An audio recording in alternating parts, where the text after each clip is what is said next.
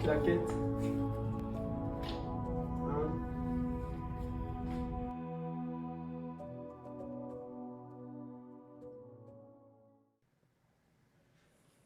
Alors, namasté. Bienvenue chez Yoga Uni. Je vais montrer aujourd'hui la position de Supta Dandasana, la position de Dandasana, la position du bâton couché. OK? Donc, pour cette position, on peut le faire complètement au sol, par terre, mais aussi on peut avoir la couverture pour la tête. OK? Pour ceux qui ont, par exemple, des déviations au niveau de la colonne vertébrale, par exemple, hypercyphose. Hypercyphose, OK, pour ceux qui n'ont pas fait la formation professorale, pour ceux qui n'ont pas des connaissances anatomiques. On a notre formation anatomie, pathologie anatomie. Donc, si jamais vous voulez voir, allez la voir dans notre site. Je vais laisser ici en bas le site, OK, pour le site web pour que vous voyez ça. Donc, pour ceux qui ne savent pas, l'hypercyphose, c'est cette déviation au niveau de la colonne vertébrale où la cyphose naturelle ou la courbe primaire de notre thorax, elle est trop accentuée. Donc ça va être comme ça. Okay, donc ceux qui ont ce genre de problème, quand ils vont se coucher, on va avoir la tête plus levée comme ça. Donc c'est pour ça que ça facilite de placer ça par exemple. Même ceux qui ont des déviations comme scoliose vont peut-être aussi avoir cette difficulté. Donc, la couverture va aider. Bon, dans mon cas, je n'ai pas de déviation. Donc, je vais enlever ça. Donc, je suis capable de rester couché au sol sans problème. Donc là, je vais enlever mes lunettes. De là, l'idée, ça va être de lever les deux jambes en mode Dandasana. OK? Puis, les bras vers le haut. À 90 degrés, ça serait l'idée. Donc, mon idée, c'est que mon sacrum reste collé au sol. Que j'aille une légère pression avec le sacrum vers le bas.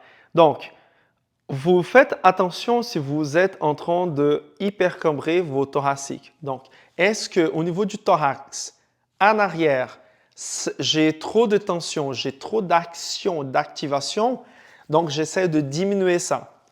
Je peux faire ça en montant les bras, c'est que ça facilite un peu ça. Et aussi, je peux essayer de pousser un tout petit peu mon sacrum vers le bas. Donc, le bas du dos est bien activé dans cette position. C'est comme si les vertèbres essaient de se soulever un petit peu du sol. Le bas du dos reste au sol. Okay? Donc, vous sentez que votre peau touche le sol. Mais vous voyez que votre bas du dos, l'attitude de votre bas du dos, de vertèbres, c'est d'aller vers les viscères. OK? Donc, les bras peuvent être montés un peu plus comme ça. Good. Donc, les jambes. Si vous n'avez pas de disponibilité aux ischio-jambiers, vous pouvez avoir les genoux pliés. Donc, vous fléchissez le genou comme ça. André, ça me fait mal au bas du dos. Vous pliez les genoux complètement comme ça. Le plus important, c'est d'avoir les pieds actifs. OK? Donc, c'est ça. Donc, les pieds sont actifs. Donc, c'est des pieds vraiment que les orteils sont ouvertes, sont plus ouvertes. Puis on essaie de les aligner les orteils. Les bras peuvent aller là vers l'arrière. Ou aussi, si jamais vous avez des problèmes d'épaule, vous pouvez garder les bras à côté du corps. Donc les bras à côté du corps, essayez juste d'envoyer les épaules vers le bas. Et rentrer un petit peu le menton pour que le nez soit un petit peu plus bas que la ligne de l'horizon au niveau des oreilles. Et voilà. Ah, mais André, ça travaille le ventre. Oui, ça travaille le ventre, surtout si vous avez des ischio-jambiers un peu plus courts. Plus l'ischio-jambier court, plus vous allez travailler le ventre. Si vous avez des ischio-jambiers plus longs, vous allez voir que votre ventre va être légèrement mou.